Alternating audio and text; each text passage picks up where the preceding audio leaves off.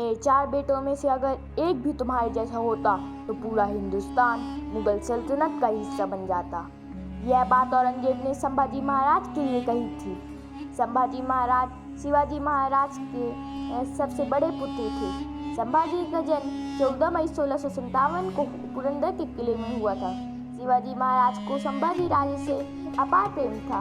संभाजी जब 2 साल के थे तब उनकी मां साईबाई की अकाल मृत्यु हो गई। इसके बाद राजमाता जीजाबाई ने उनकी देखभाल की। जब छत्रपति शिवाजी महाराज आगरा अभियान पर निकले तो वे संभाजी राजे को भी साथ ले गए थे। उस समय संभाजी राजे सिर्फ 9 साल के थे। उन्होंने छत्रपति शिवाजी महाराज की कई बातों को करीब से देखा।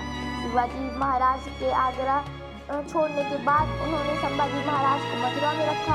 इस दौरान संभाजी महाराज की मौत की अफवाह फैलाकर छत्रपति शिवाजी को सकुशल निकाला गया। 20 नवंबर 1667 को संभाजी रायगढ़ पहुंच गए। आगरा से रायगढ़ लौटते वक्त संभाजी राजे की चतुराई की कई कहानियां मशहूर हैं। 1680 में शिवाजी महाराज के निधन के बाद औरंगजेब की नजर दक्कन पर फिर पड़ी। हालांकि संभाजी महाराज की शूरवीरता की वजह से उसके लिए मुश्किल बन रही थी। 1689 की सूरत में छत्रपति संभाजी राजे के बहनोई गनौदी सिक्के और औरंगजेब के सरदार मुकर्रब खान ने संगमेश्वर पर हमला किया। मराठों और मुगल सेना के बीच संघर्ष हुआ।